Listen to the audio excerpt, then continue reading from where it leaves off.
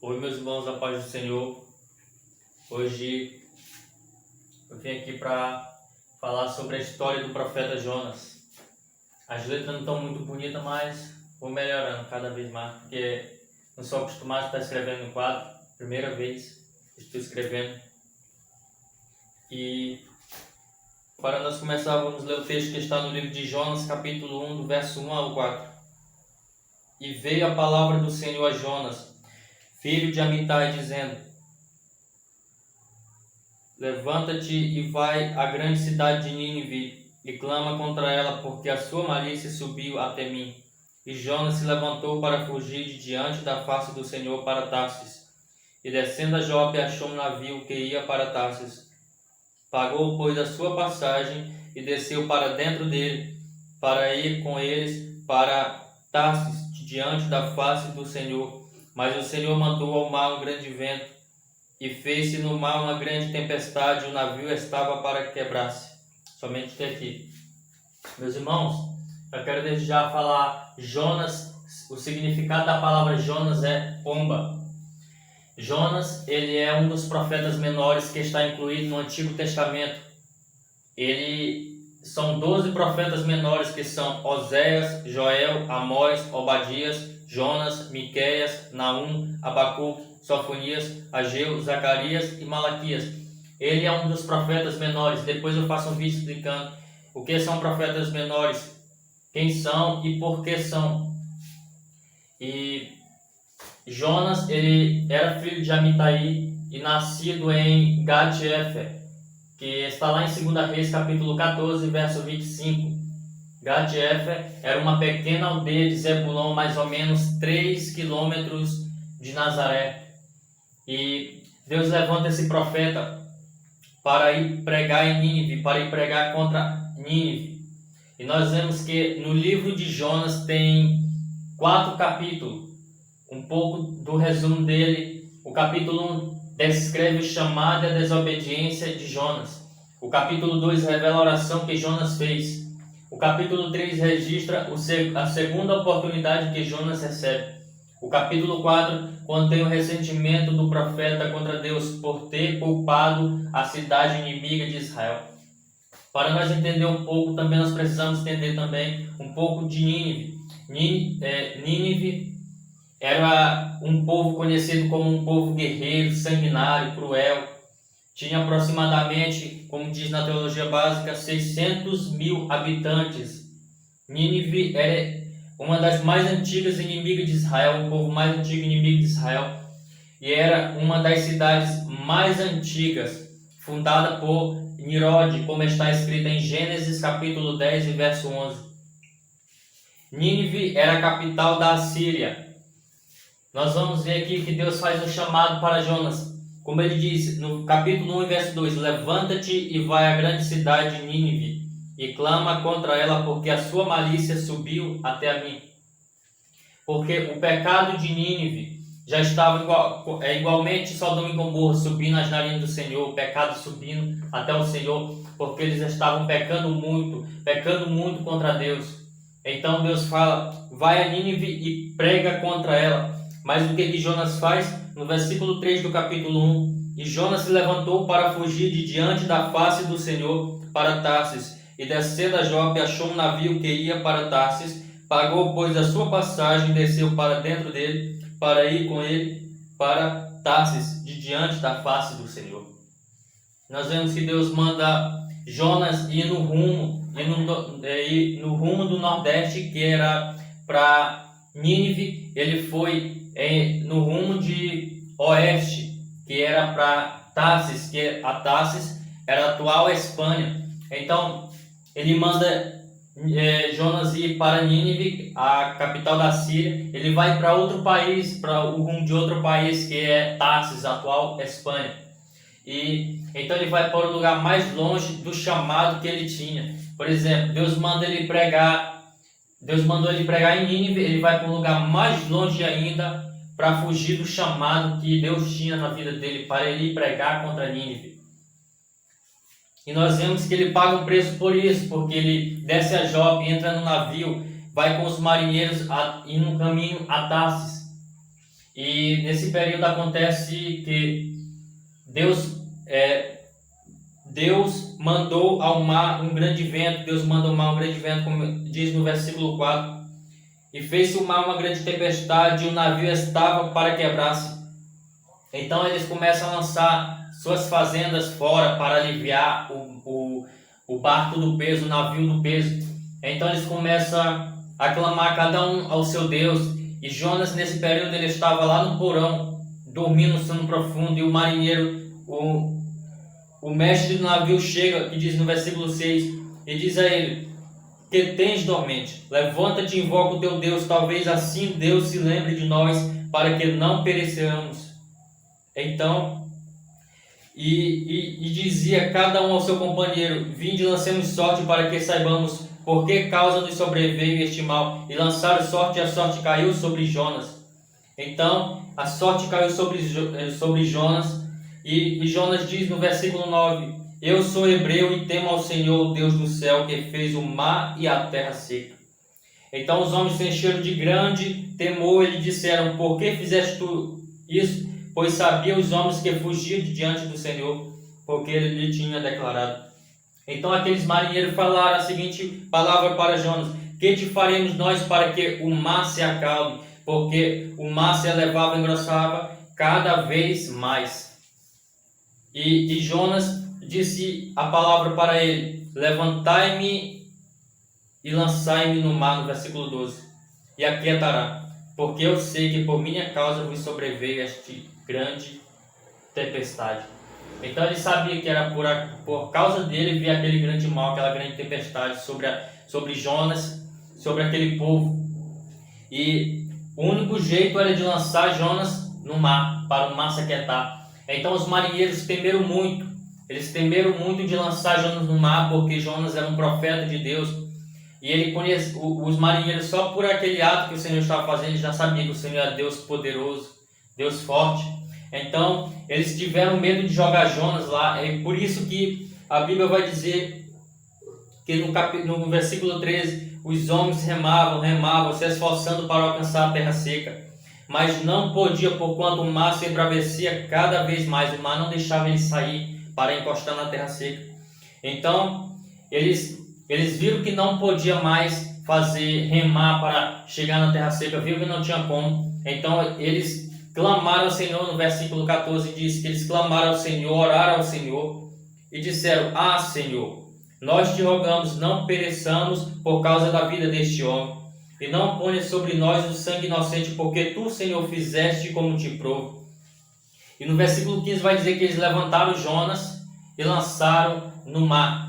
Esse levantar foi como uma forma de sacrifício. Eles oraram ao Senhor porque eles estavam com medo. Então, com medo da ira do Senhor, então eles levantaram Jonas e lançaram, ofereceram como sacrifício e lançaram no mar. Imediatamente o mar se acalma. Então Jonas poderia ter morrido ali naquele mar, porque ele não poderia chegar na terra seca, nadando, ou alguma tubarão poderia vir comer ele. Mas o Senhor, como diz no versículo 17, que o Senhor deparou, pois, um grande peixe para que tragasse Jonas, e esteve Jonas 3 dias e 3 noites nas estrelas do peixe. Então o Senhor preparou este grande peixe para Jonas. Como diz na teologia, esse grande peixe é conhecido como um tubarão ou cão do mar. E um adulto tem um comprimento normal de 10 metros. Um tubarão desse, conhecido como cão do mar, ele pode engolir animais muito maior do que um homem, sem mastigar. Está aí a explicação por que Jonas não foi mastigado, não morreu mastigado. Porque esses animais, esse tipo de cão do mar, ele come os seus alimentos, ele não mastiga, mas ele engole. Então por isso que Jonas passou 3 dias e 3 noites no ventre desse grande peixe que o Senhor preparou para ele. E no capítulo 2 revela a oração que Jonas fez. Que no capítulo 2, e orou Jonas ao Senhor, Deus das entranhas do peixe. Jonas faz uma oração de arrependimento, uma oração grande, poderosa. E depois dessa oração, o Senhor aparece, o Senhor fala no versículo 10. Falou, pois, o Senhor ao peixe, e ele vomitou a Jonas na terra. Então, depois da oração que Jonas fez, Deus fez o peixe vomitar em terra. Então, depois disso, entra o capítulo 3, que registra a segunda oportunidade que Jonas recebe. Então vem a palavra do Senhor segunda vez a Jonas, conforme o capítulo 3, e diz no versículo 2: levanta-te e vai à grande cidade de Nínive e prega contra ela a pregação que eu te disse. Levantou-se Jonas e foi Nínive, segundo a palavra do Senhor. Era, pois, Nínive uma grande cidade de 3 dias de caminho. Então Jonas, depois do sofrimento que ele passou dentro do ventre do peixe, ele foi pregar o evangelho em Nínive. E a Bíblia vai dizer que quando ele começa a pregar, a palavra que ele prega é esta palavra: ainda 40 dias e Nínive será subvertida. Essa palavra, como ele era hebraico, ele falava hebraico, era somente 5 palavras, porque no português, ainda 40 dias e Nínive será subvertida, são 7, mas no hebraico essas palavras são somente 5 palavras. E ele começa a pregar essas palavras e chega aos ouvidos do rei, e o rei proclama um jejum para todas aquelas pessoas fazerem um jejum, se voltar ao Senhor, clamar ao Senhor e se arrepender dos seus pecados. E ele faz aquele povo jejuar, tanto homens, mulheres, crianças, até os animais era para jejuar também. Nem os animais comeram e nem beberam, porque o rei ordenou. E todos eles se arrependeram do mal que tinha feito, se voltaram ao Senhor. Por isso que o Senhor diz no capítulo 13, verso 10: e Deus viu as obras deles, como se converteram do seu mau caminho, e Deus se arrependeu do mal que tinha dito lhe faria e não fez. Então Deus ia destruir aquela cidade, mas Deus não destruiu, porque Deus viu que aquele povo se arrependeu. Deus viu que aquele povo se voltou a Ele, jejuou, se consagrou a Ele, se arrependeu dos seus pecados. Então nós vemos que já entra o capítulo 4, que o resumo dele contém o ressentimento do profeta contra Deus por ter poupado a cidade inimiga de Israel. E no capítulo 4 vai dizer: mas desgostou Jonas extremamente disso e ficou ressentido. E orou ao Senhor e disse: Senhor, não foi isso que eu te disse, estando ainda na minha terra? Por isso me preveni fugindo para Tarso, pois sabia que és Deus piedoso e misericordioso, longânimo e grande em benignidade, e que te arrependes do mal. Peço-te, pois, ó Senhor, tira a minha vida, porque melhor me é morrer do que viver. Então, meus irmãos, nós vemos que Jonas preferia que aquele povo viesse morrer do que viver, do que ser salvo pela mão do Senhor. Ele queria que aquele povo viesse ser destruído pela mão do Senhor, igualmente Sodoma e Gomorra. Então nós vemos que Deus faz nascer uma bobureira, porque Jonas sai da cidade e vai para um lugar fora da cidade. Ele fica lá, faz uma cabanazinha para ele, esperando Deus destruir aquela cidade. Então a Bíblia vai dizer que Deus faz nascer uma bobureira, porque ele faz uma cabaninha, ele fica lá olhando para a cidade, esperando Deus destruir. E acontece que Deus faz uma bobureira nascer, e a bobureira nasce e fica por cima da sua cabeça. Creio eu que essa cabana que ele fez só era mente de pau, porque não tinha cobertura. Por isso que Deus fez a cobertura, para ficar na cabeça dele. E então vai dizer que ele se alegrou muito por causa disso. E no versículo 7 vai dizer que Deus enviou um bicho no dia seguinte, ao subir da alva, ao qual feriu a bobureira, e esta se secou. Versículo 8: aconteceu que, parecendo o sol, Deus mandou um vento calmoso oriental, e o sol feriu a cabeça de Jonas, e ele desmaiou e desejou com toda a sua alma morrer, dizendo: melhor me é morrer do que viver. Então Jonas estava muito feliz por causa daquela bobureira que estava sobre a sua cabeça. Mas quando secou a bobureira, quando o Senhor mandou um bicho para comer aquela bobureira, matar aquela bobureira, Jonas ficou muito indignado com aquilo. Por isso que ele fala: melhor me é morrer do que viver. E no versículo 9 vai dizer que disse Deus a Jonas: é caso razoável que assim te enfades por causa da bobureira? E ele disse: é justo que me enfade a ponto de desejar a morte? E disse o Senhor: tiveste compaixão da boboreira, na qual não trabalhaste, nem fizeste crescer, que em uma noite nasceu e em uma noite pereceu, e não eu ter compaixão da grande cidade de Nínive, em que estão mais de 120 mil homens, que não sabem discernir entre a sua mão direita e a sua mão esquerda, e também muitos animais.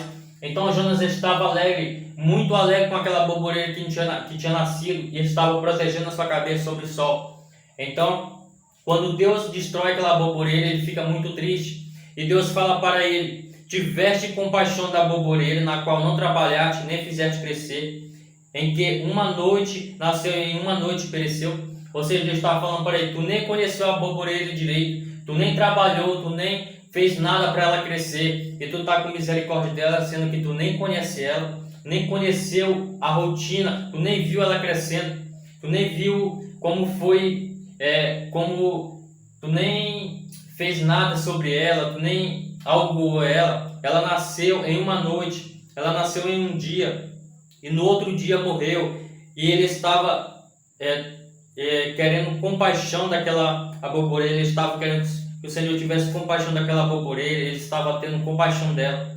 E então o Senhor fala para ele: e não eu de ter compaixão da grande cidade de Nínive, em que estão mais de 120 mil homens, que não sabem discernir entre sua mão direita e sua mão esquerda. Então Jonas estava tendo compaixão da boboreira, que não foi ele que trabalhou, que não foi ele que fez crescer, mas ele não estava tendo compaixão daqueles mais de 120 mil homens que estavam ali em Nínive, não estava tendo compaixão de todos aqueles animais que estavam ali em Nínive. E se ele teve compaixão de algo que ele não trabalhou para crescer, você acha que Deus não iria ter compaixão de um povo que estava se humilhando, que Deus conhece cada um deles antes mesmo de ter nascido, já conhecia? Você acha que Deus não ia ter compaixão daquele povo? Então Deus tem compaixão daquele povo, e por ele ter se arrependido daquele povo, ter buscado ao Senhor, o Senhor dá a misericórdia, o Senhor dá a salvação para aquele povo. O Senhor não destrói mais, o Senhor se arrepende de ter botado sua mão para destruir, mas ele não destruiu.